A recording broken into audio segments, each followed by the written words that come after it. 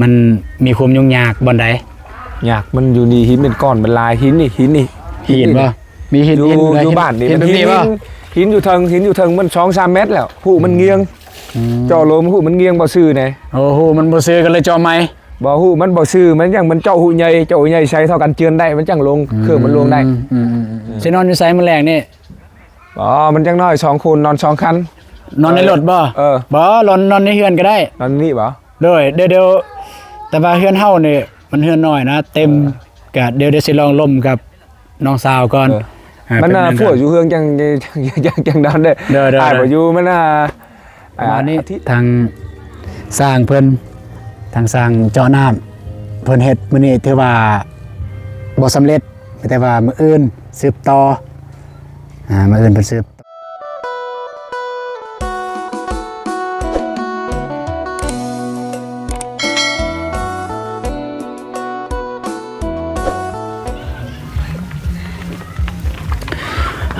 พี่น้องเอ้ย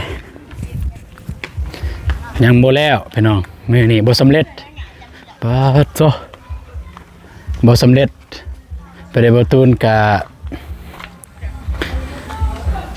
ไปได้บ่ได้ถ่ายตอน เพิ่นเจาะหลังจากที่บ่ตูนมือเฮือนมือเบิ่งทางอ้ายเพิ่นจอดบ่อนวางแทงน้ำนี่น่าจะเป็นมืออื่นสำเร็จเจาะน้ำพี่น้องเนาะนี่บ่ตูนก็สิไปหาทางทีมงานเพิ่นสิถามว่าย้อนหยังจึงบ่สำเร็จเจาะน้ำมาเนี่ยกับทักทายสวัสดีเด้อสวัสดีพ่อแม่พี่น้องหมดสุขทุกคนก็ยินดีต้อนรับซ่องอาตูนชาแนลเส้นเก่าเส้นเคยพี่น้องเนาะยังมาเอิ้นจ้าล่ะก็สิไปถามทางไอเวียดเพิ่นว่าเป็นจังไดย้อนหยังจึงบ่สำเร็จมื้อนี้ทั้งที่เพิ่นบอกว่ามื้อนี้สำเร็จพี่น้องเนาะไปหันเลยเอ้าเพิ่นสิอาบน้ำอยู่หันบ่จ้ะ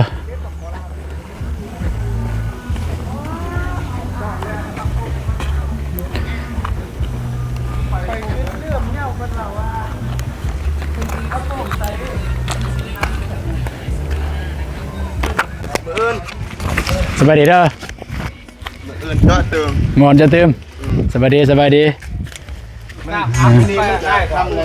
สบายดีตอนนี้อาบน้ำมันเฝ้าก่อนสิสัมภาษณ์ก่อนหน่อยนึงเปื้อนบ่เป็นยังคนเห็นเวียกก็ต้องเปื้อนอยู่แล้วแม่นบ่เวียกยังบ่เจ้าได้คนเฮ็ดเวียกก็ต้องเปื้อนอยู่แล้วปอดนี่บ่น้ำที่เจาะนี่เป็นอะไรใส่เนาะใส่เม็ดคักใส่เลยปูมับเลยนะทอดำนะตัวนี้จากร้านเนี่ยตัวนี้จากร้านเพิ่นเอาวันนี้จะตื่นแต่16ธรรมดากับ15มันกับร้านนึงมันก็เรื่องใช้ท่อนะใช้ท่อลอยนะ15บ่เนี่ย16กับบางบอลมันเลิกกว่าเนี่ยกับมันใช้ท่อลอยลายกว่ากับมันถึงนะวันไหนตื่นมันได้มันนั่นก็รุดกันไหนเพิ่นได้เวียกนะก็ตามบอลใส่เนาะนี่เรื่องมันน้ำมันลายแล้วเด้มื่นบึ้งน้ำลายแล้วอันนี้คือน้ำที่ของอ้ายเพิ่นเจาะพี่น้องเอ้ยอ้ายเพิ่นเจาะใส่เวลาบ่ได้โดนเด้อนี่เด้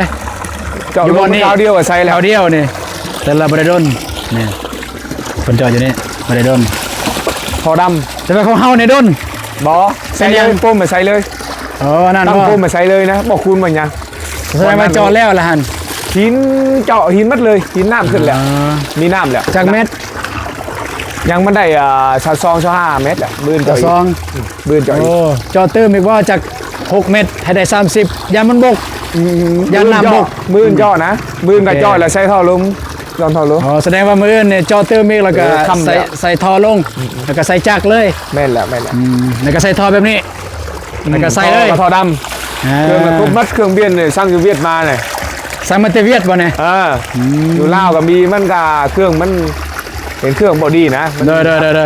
สั่งตัวนี้อยู่ลาวว่ามีผลิตอยู่ลาว อ๋อมัน แต่ ก็ นั่งเข้า อยู่เวียดถึกกว่าหน่อยนึงกินเหล้าขายแพงโพด มาลาวเราแพงเนาะ แพงโพดเอาอะไร บ่อยากเบิ่งอันนี้มันใส่ซ้ำใดอยากเบิ่งอันนี้มันใส่อยู่แล้วแบบนี้แต่อยากเบิ่งอยู่ในนี้ให้พ่อแม่พี่น้องตัดสินเลยพี่น้องเอ้ยมันโอเคบ่เนี่ยก็โอเคแล้วสำหรับตามประตูเบิ่ง โอเค ใส่อ มี ยู่ เครื่องนี่แน่บึ้งก่อนบึ้งมีตัวเครื่องดีก่อนเอาบึ้งเครื่องก่อนลงก่อน เอานุ่มเครื่อง เสียงเสียโทรศัพท์จนบดพามสังกับบได้ยินได้จ้ะ สินอนอยู่ไสมื้อแรงนี่ 2 คูณนอน2 คัน อ่า นั่นรถ อืม เครื่องนี่หนึ่งนะตัวเครื่อง เพิ่นสิอาบน้ำพี่น้องเอ้ย อ๋อตัวเครื่อง เพิ่นกำลั ก ง ด สิอาบน้ำแต่บ่ตุนคอเลยสิถามจังนั้นมันสิมืดบ่แม่นเอิ้น เครื่องกด มัน นับ สิ ดี มืด บ่ เว ดี ลา กัน ถ่าย ดี แล้ว นะ มันบ่อยากแจ้งปานใด พูดเครื่องนั่นก็มัดแล้วเครื่องมันรองน้ำนะน้ำมันดีบ่ดีกินได้บ่ได้นะ ลอง เครื่องว่า เพื่อพิสูจน์ว่ามันดีเนาะ เครื่องป้าใส่บ่จักป้าอยู่เครื่องเลยบ่จัก เต็มแล้วหันเต็มแล้ว ผมปล่อยเลยแล้วเครื่องป้าอยู่เครื่องแล้วเครื่อง จอน้ำเมื่อกี้นี่รู้สึกจังได ฮะ มันมีความยุ่งยากบ่อนใด อยากมันอยู่นี่หินเป็นก้อนเป็นลายหินนี่ หินบ่มีหิน อยู่ หินอะไร อยู่บ้านนี่ หิน มัน แบบ หิ นี้ น บ่ หินอยู่เทิงมัน2-3 เมตรแล้วผู้มันเงียงเจาะลมผู้มันเงียงบ่ซื่อไง โอ้โหมันบ่ซื้อกันเลยจอใหม่ บ่ฮู้มันบ่ซื่อมันยังมันเจาะหูใหญ่ใช้เท่ากันเจือนได้มันจังลงเครื่องมันลงได้ อืม มันบ่ง่ายธรรมดาก็ใช้ท่อเฮ็ดง่ายใช้หัวเจาะลงเลย ป นะ กติในตอนเจาะแบบบอลมันง่ายใช้เวลาจักชั่วโมงจึงแล้ว ประมาณ 2-3 ชั่วโมงแหละ 2-3ชั่วโมงแล้วเนาะ หา10 เมตรก็ง่ายไว้นะบ่แม่นคือ แต่ว่านี่ใจใช้เวลาจักชั่วโมงเมื่อกี้นี่ ยากมันเลือกมันหินตั้นดินตั้น หิน มันยาก คันบ่มีหินมันก็บ่แน่น บ่มันก็เลือกดินกับหินนี่มันยากกว่า ดอนซามันก็เลิกอยู่มันเฮ็ดมันก็ง่าย โอ้ดอนซาเลิกแต่ว่าก็ง่าย เลิกมันบางบอลน้ำก็เป็ด10-90 เมตรทอดน้ำมันก็ง่ายนะ ฮอด90 เมตรพุ่น ไปทำลังนัดนะฮู้มัดนะ ม 4-5 บอลมันน้ำเลิกสำนักธรรมดาก็4-50 เด้อ เอา เด้อ 70ตามบอลบอลตื่นมันเลิกมัน เด้อ เจาะมันจังหูนะ แต่ว่าอยู่นี่นี่มีหินหลายเนาะ หินลายมันน้ำมันตื่นกายหินเลยฮอตน้ำเลยนะ ไกลหินฮอดน้ำเลย นั่น มีหินมันกัน มีจักสันหินที่แบบว่าที่จะทะลุจักสัน กามัน2-3 สัตว์แล้ว 2-3 สัน เออ บ่ถูก กายตัว บ่ชื่อมีหินอย่าง ก่ แน่ แล้วฮอตหินแก้งกายหินแก้งฮอตน้ำนะหินน้ำนะ เด้อก ายตัวหินน้ำนี่คอยก็ขึ้นมันเหลือฮอตดี อืม ลงดี โอเคมันแต่ว่ามื้ออื่นก็เริ่มตอนประมาณ 7-8 โมงก็เริ่มเลย เริ่มเจาะเลย เรื่อง ก็ได้ 37 โมงก็เฮ็ดแล้ว 3-7 โมงเริ่มเลย เริ่มเจาะเริ่มประกอบ ก็ เครื่องเลย ครัวบึง ไปใส่แมลงนะ โอ้จังน่าไปกินข้าวชื่อกะชวนก่อนกะชวนก็มันก็ใส่เป็นฟุยนี่ ปลาส้น กะชวนนะ น้ำมัน น้ำมันนะ สิไปเอาน้ำมันบ่ ใส่เป็นฟุยนี่มันจังได้เบียก เด้อ 200 ลิตรหนึ่ง อันนี้กับน้องสาวเฮา เออ สินอนอยู่ไสแมลงนี่ อ๋อมันจังน้อย2 คูณนอน2 คัน นอนในรถบ่ เออ บ่นอนในเฮือนก็ได้ นอนนี่บ่ เดี๋ยวแต่ว่าเฮือนเฮานี่มันเฮือนน้อยนะ เต็มก็เดี๋ยวสิลองล่มกับน้องสาวก่อน มัน แป๊บง พวกอยู่เฮืองจังนอนได้ เด้อ ตายบ่อยู่มันอาทิตย์เนาะ อาทิตย์ มี บ่ อ อยู่ ยู่ บ่ นอนเฮืองอ้ำเมือนก็ได้ พ่อมีอยู่บ่ มีครบมัดครบมัด มีเนาะ เออ สั่งลอยดอกกันเด้อเห็นน้องสาวเป็น อาทิตย์อยู่เฮืองบ่ น้องสาวลูกของป้าอันนี้ลูกของป้าเดี๋ยวสิถามน้องเพิ่นก่อน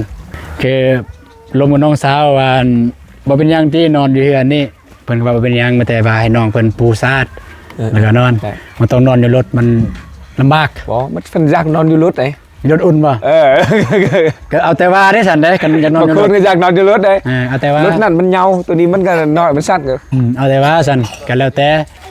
ก็ทางที่ดีก็นอนอยู่ในเฮือนนั่นแหละจึงสบายกว่า เจ้า แต่ว่าก็อาจจะบ่มีเสื้อปูแน่ก็เอาสาดปูใส่ มี มี มัน บ่ ผ้าห่มมีหยังก็มีหมัดนะ เพราะว่าจะได้กระเทือนแล้วมาจอดรถอยู่นี่แต่ก็ถ้ามานอนอยู่เฮือนเฮาได้บ่มันก็ถ้าว่ามันก็ได้ ถ้ามันจะเป็นแห้งก็ได้ แต่ว่าบ่มีที่นอน อันนี้เว้าซื่อๆเลยแบบบ่ต้องอายเว้าบ่อายบ่มีที่นอน มันเต็มเพราะว่าคนก็อยากลายแน่จักหน่อยนั่นน่ะ ลายจังเฮ็ดเทืองแล้ว โอเคเอาเจอกันมื้ออื่นเด้อเจอกันมื้ออื่นให้ทางทีมงานเพิ่นนอนอยู่เฮือนน้องสาวนี่เลยพี่น้องเพราะว่าตัวนี้ก็เพิ่นนั่นแหละเจาะน้ำแต่จริงก็บ่ตุนก็อยากให้ไปนอนอยู่เฮือนบ่ตุนแต่ว่ามันบ่มีที่นอน อันนี้ยอมรับความซื่อเลยบ่มีที่นอนมันเฮือนมันน้อยมันเต็มแล้วก็อีต้นทางอันนี้ว่าความซื่ออีต้นทางทีมงานเพิ่นว่าเฮือนบ่ตุนเป็นเด็กน้อยหลายแน่เว้าบ่อยากฟังเด็กน้อยอยู่เฮือนบางเทื่อผู้นี้ลิ้นนั่นลิ้นนี่โยกนั่นโยกนี่มันก็ลักไล่แก่ทางทีมงานเพิ่นก็อยากเฮ็ดเวียกเมื่อยอยากพักผ่อนแต่ว่าก็มีเด็กน้อยหลายอีต้นก็เลยนอนเฮือนน้องสาวซะเพราะว่าเด็กน้อยก็บ่หลายเฮือนน้องสาวมีแต่ลูกน้องสาวประมาณ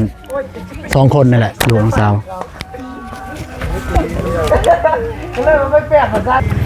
นี่อากาศก็เริ่มมืดแล้วพี่น้องเอ้ยบ่สำเร็จซ้ำเพิ่นเฮ็ดมื้อนี้มันแต่มื้ออื่นก็น่าจะสำเร็จแล้วมื้ออื่นสำเร็จแน่นอนมื้ออื่นก็ใส่ท่อใส่หยังแล้วก็จะได้จ่ายเงินคำกำแก้วเพิ่นแล้วก็ลุงเฮือนบ่ตูนเนาะก็ย่านว่าหลายๆคนย่านว่าบ่ได้เข้าไปเบิ่งแล้วบ่ตูนแจ้งแล้วว่า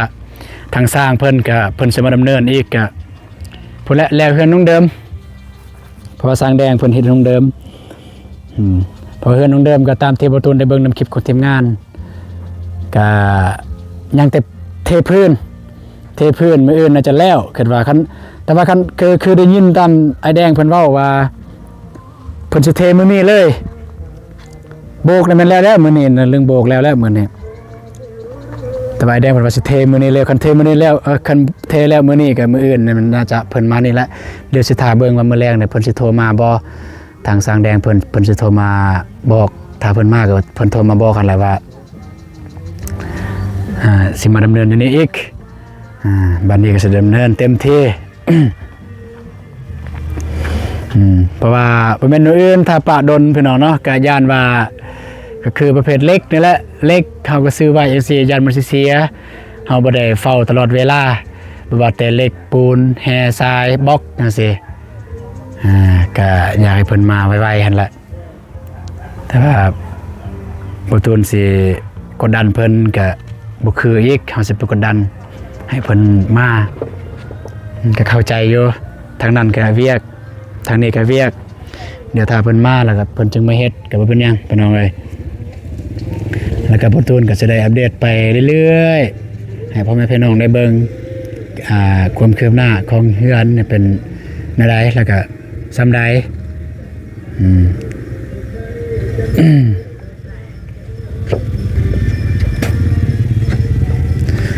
นี่ห้องน้ำเนี่ยอยู่ในวางนี้ห้องน้ำพี่น้องเอ้ยในบ่ตูนก็ยังสิขุดอยู่ระหว่างนี้แหละทางล่างนี่สิขุดเฮ็ดห้องน้ำโอ้ห้องน้ำก็กว้างเติบอยู่ห้องน้ำสิเฮ็ด2ห้องพี่น้อง2ห้องนึงเนี่ยเป็นห้องถ่ายโดยเฉพาะเลยหรือว่าสิเฮ็ดแบบนี้2ห้องทางถ่ายทางอาบเลยแบบนั้นคือกันเลยสมมุติว่าเราอยากอาบพร้อมกัน2คนหรือ3คนอยากอาบพร้อมกันเราก็พอได้อาบเลยแล้วก็มี FC บอกให้เฮ็ดห้องน้ำอยู่ในห้องเลยบ่ตูนก็ปรึกษาหลายๆคนทางทีมงานว่ามันดีบ่เฮ็ดอยู่ห้องเลยทางทีมงานบ่ว่าทางบ่ตูนก็ถามทางเบาเตียงเพิ่นว่าบ่ตูนว่าสิเฮ็ดอยู่ในห้องเลยห้องน้ำอยู่ในห้องนอนเลยทางเบาเตียงเพิ่นว่าถามว่ามันดีว่ามันก็ดีเบาเตียงว่าแต่ว่ามันสมมุติว่าเฮารักษาบ่ตรงบ่ทันมันสิเหม็นเพิ่นว่าเฮานอนเป็นห้องที่เฮานอนเฮาก็อยากนอนหลับสบายเพิ่นว่าย่านมันสิเหม็นเพิ่นว่ามันก็แม่นความเพิ่นก็ตามเพิ่นนั่นแหละเพิ่นว่าบ่ต้องเฮ็ดอยู่ในก็ได้แต่ว่าเฮ็ดอยู่นอกเอา ตอนที่บ่ตูนโทรถามโทรปรึกษาเพิ่นก็นี่แหละตอนเปลี่ยนแผนทำอิฐว่าสิเฮ็ด18เช้าบ่ได้เฮ็ด15เช้าก็ได้โทรปรึกษาเพิ่นนั่นแหละเพิ่นก็ว่าบ่เป็นหยังก็แล้วแต่เพิ่นว่าโทรแจ้งเพิ่นรับรู้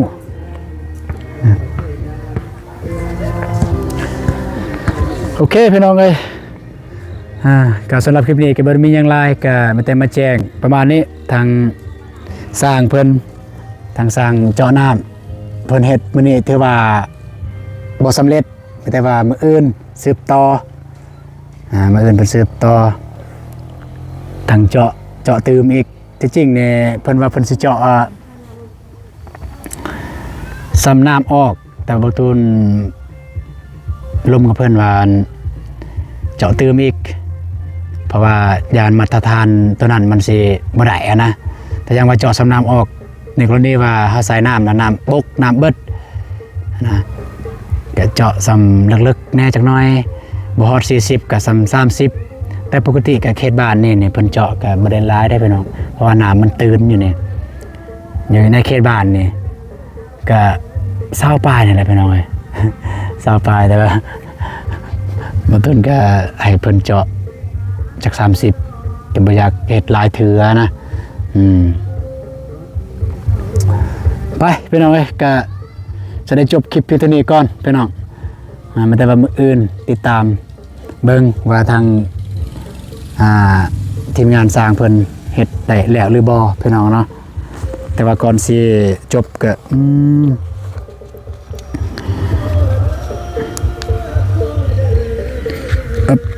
ไต่ไฟก่อนบ่เห็นมันมืดแล้วพี่น้องเอ้ย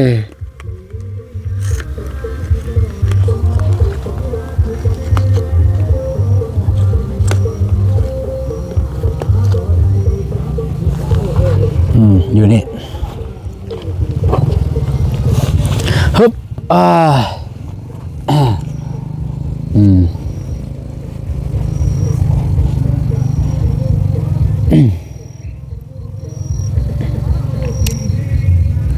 ลายมืออะไรพี่น้องเอ้ยบ่ได้ไปหาน้องบองเพิ่นโอ้ยเนาะ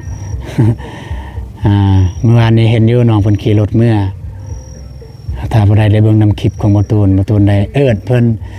บ่ได้ตั้งใจเอิ้นเด้อหั่นมันหลุดไปเองมันหลุดปากไปเองแบบเห็นแล้วเอ้าบ่ได้เอิ้นน้องเพิ่นแต่น้องเพิ่นบ่ตอบหรือว่าน้องเพิ่นบ่ได้ยินมาจักยังอีกประมาณ 6-7 มื้อจะได้ไปหาน้องเพิ่นแล้วก็จะมีข่าวดีพี่น้องเอ้ยจะมีข่าวดีเด้อ6-7 มื้อนี่จะมีข่าวดีซึ่ง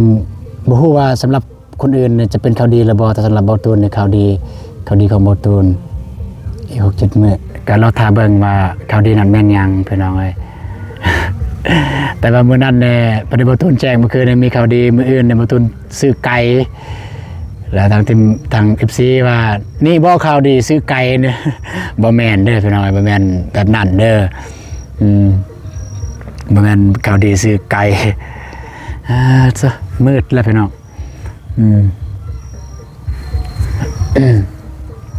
พอดีหลายๆคนก็ส่งมาอยู่แบบว่าเฮ็ดแบบนี้เด้อพอดีงามบ่ตูนยังเข้าเฟซบ่ได้โอ้ยากเด้เนาะต้องได้เข้า4-5 เทื่อปุ๊บเข้าถ้าบ่ได้เทื่อที่1เทื่อ2ก็หยุดแล้วเข้าเทื่อที่3ที่